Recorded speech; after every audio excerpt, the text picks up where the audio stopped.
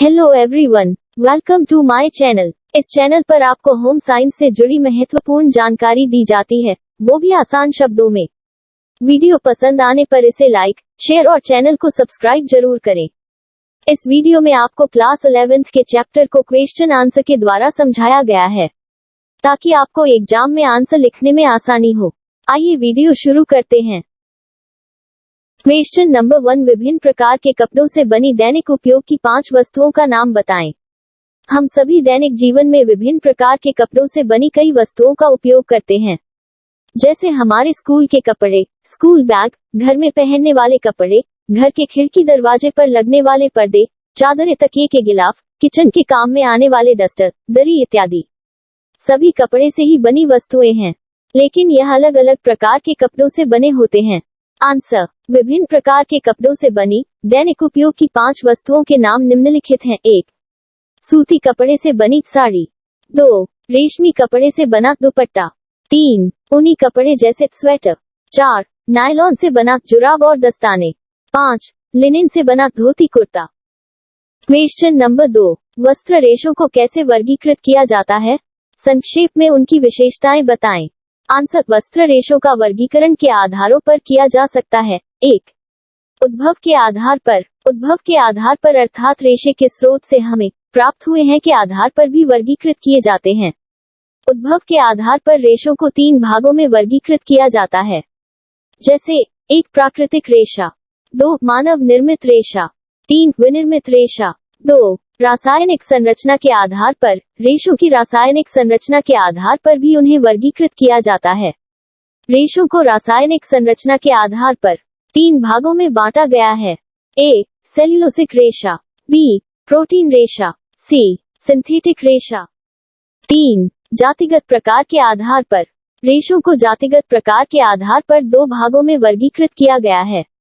क. जंतु के रोम से प्राप्त रेशा। ख. जंतु स्राव से निर्मित रेशा। 4. सामान्य ट्रेड नाम या प्रचलित नामों के आधार पर।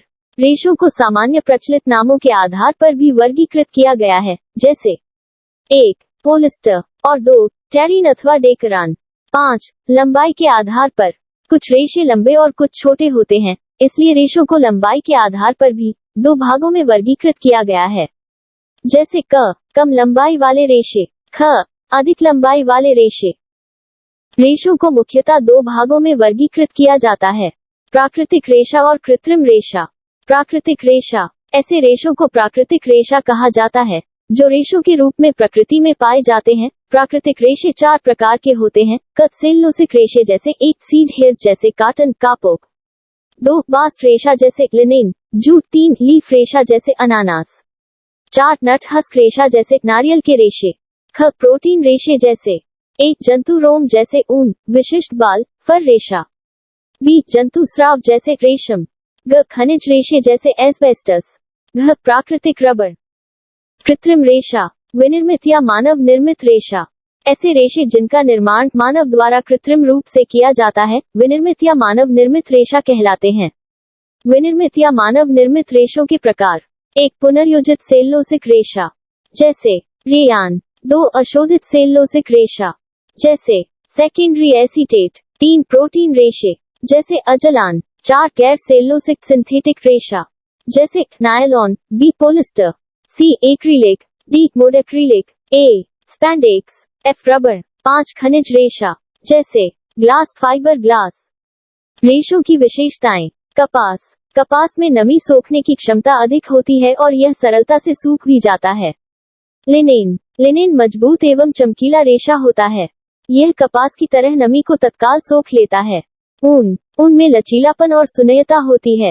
रेशम। रेशम के तंतु बहुत लंबे, सूक्ष्म और चिकने होते हैं। रेयान। यह एक विनिर्मित रेशा है, इसके आकार और आकृति को नियंत्रित किया जा सकता है। नायलॉन। नायलॉन काफी मजबूत और अपघर्षण रोधी होता है। पोलिस्टर। यह पारदर्शी और चमकीला रेशा है। एक्रिलिक। यह बहुत अधिक मजबूत नहीं होता, इसकी मजबूती कपास के रेशे के समान होता है। इस तरह वस्त्र रेशों को उपरोक्त कई आधार पर वर्गीकृत किया जाता है और सभी रेशों की अपनी कुछ विशेषताएं भी होती है। क्वेश्चन नंबर 3, सूत क्या होता है? सूत को संसाधित करने की विभिन्न विधियां बताएं। आंसर: सूत परस्पर जुड़े रेशों की एक निरंतर लंबाई है जो कपड़े के उत्पादन, सिलाई, बुनाई और कढ़ाई के लिए प्रयुक्त किया जाता है। धागा एक प्रकार का सूत है। सूत की प्राप्ति तंतुओं से होती है और इस प्रक्रिया को कताई कहा जाता है। इस प्रकार तंतु से वस्त्र निर्माण के सोपान में सूत निर्माण मध्य कड़ी है। तंतु से सूत का निर्माण होता है। इसके बाद वस्त्र सूत से बनाए जाते हैं। सूत संसाधित करने अर्थात रेशे को सूत में परिवर्तित करने के कई चरण हैं। एक, सफाई। सबसे पहले रेशों की सफाई की जाती है।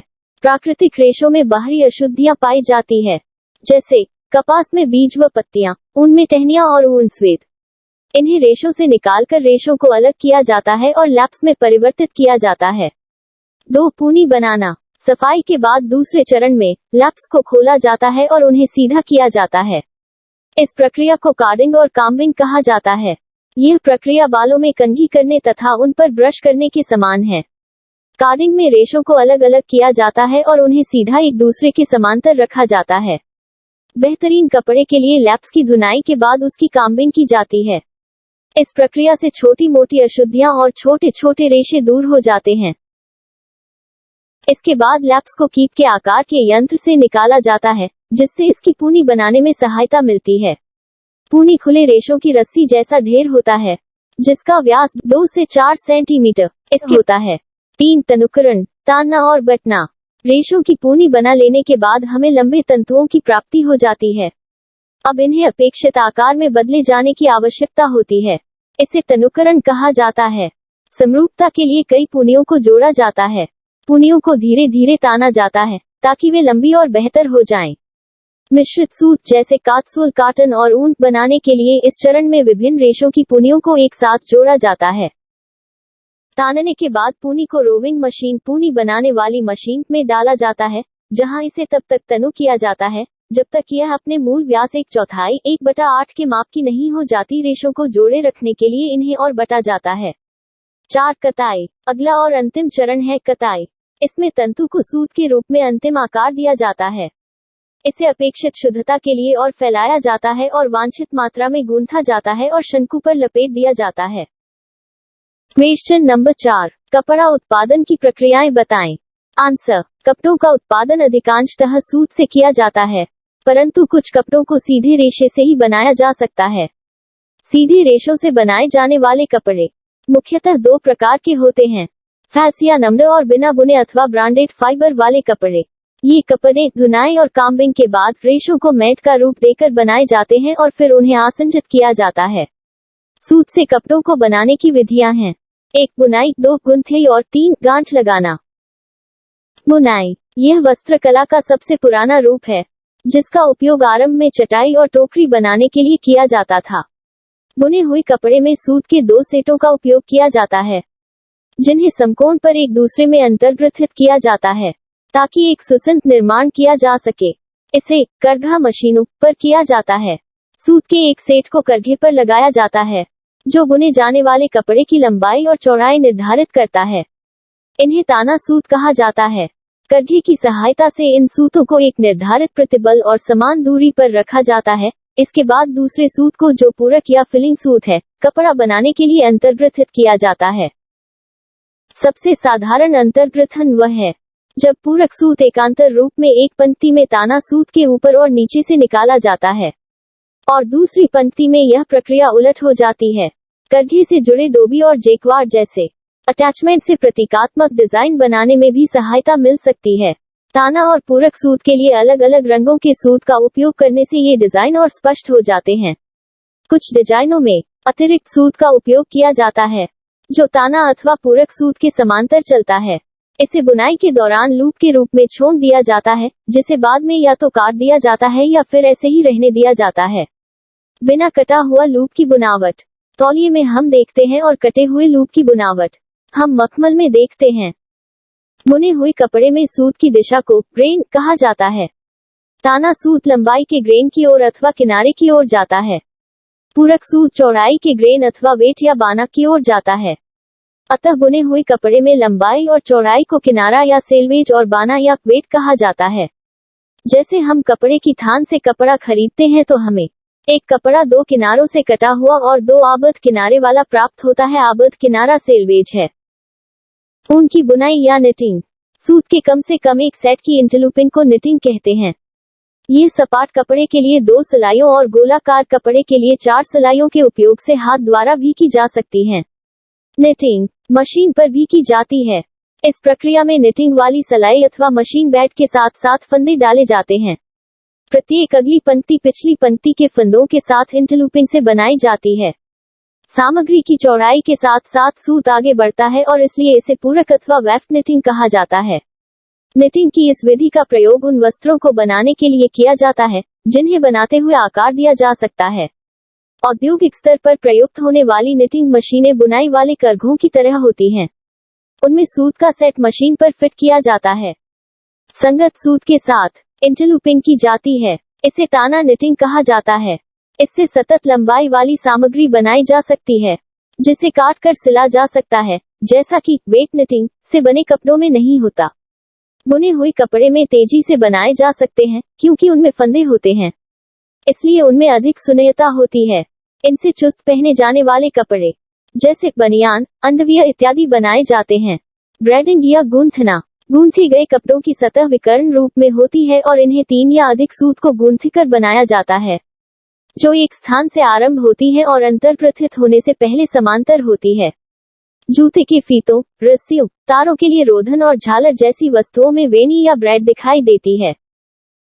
नेट्स या जाल। ये खुले जालीदार कपड़े होते हैं जिनमें सूतों के बीच ज्यामितीय अंतराल होते हैं। इन्हें हाथ अथवा मशीन से सूत में आपस में गांठ बांधकर बनाया जाता है। लेसें। यह विवृत कार्य वाला कपड़ा है जिसमें सूत के जाल से बनाए गए सूक्ष्म डिजाइन होते हैं। यह सूत बटने, अंतर्वयन अर्थात आर पार और गांठ बांधने अर्थात नाटिंग की प्रक्रियाओं के सम्मिश्रण का उत्पाद है। उपरोक्त प्रक्रियाओं से उत्पादित कपड़े को सुंदर और आकर्षक बनाने के लिए व विभिन्न उपयोग योग्य बनाने के लिए कपड़े को परिष्कृत किया जाता है। Question number 5। निम्नलिखित रेशों में से प्रत्येक के कोई 3 गुणधर्म बताएं। कपास, रेयान, लिनेन, नायलॉन, ऊन, एक्रिलिक, रेशम। आंसर। रेशों के गुणधर्म। एक कपास के रेशे के 3 प्रमुख गुणधर्म हैं। एक कपास एक प्राकृतिक सेलुलोसिक स्टेपल रेशा है जो लंबाई में सबसे छोटा होता है। इसकी लंबाई 1 सेंटीमीटर से 5 सेंटीमीटर तक होती है। 2 कपास में नामी सूखने की अच्छी क्षमता होती है और यह आसानी से सूख भी जाता है। 3 कपास का रेशा चमकहीन एवं छूने में थोड़ा खुरदरा होता है। बी। लिनेन के रेशे के 3 प्रमुख गुणधर्म हैं। एक, लिनेन भी एक सेलुलोसिक रेशा है, इसलिए इसके कई गुणधर्म कपास जैसे होते हैं। 2. लिनेन कपास से लंबा और सूक्ष्म होता है, इसलिए इससे बना सूत मजबूत और अधिक चमकीला होता है। 3. लिनेन के रेशे रंगों को बहुत जल्दी अवशोषित नहीं करते, इसलिए उत्पन्न रंग अधिक चमकदार नहीं होता। सी। ऊन के रेशे के 3 प्रमुख गुणधर्म हैं। एक, ऊन एक प्राकृतिक प्रोटीन रेशा है जिसकी लंबाई 4 सेंटीमीटर से 40 सेंटीमीटर तक होती है। 2. ऊन में प्राकृतिक सिकुड़न होती है जिस कारण इसमें लोच और लंबाई जैसे गुणधर्म होते हैं। 3. अन्य रेशों की तुलना में ऊन में कम मजबूती पाई जाती है, लेकिन इसमें लचीलापन होता है। डी। रेशम के रेशे के 3 प्रमुख गुणधर्म हैं। एक, रेशम एक प्राकृतिक प्रोटीन रेशा है। 2. रेशम के तंतु बहुत लंबे, सूक्ष्म और चिकने होते हैं।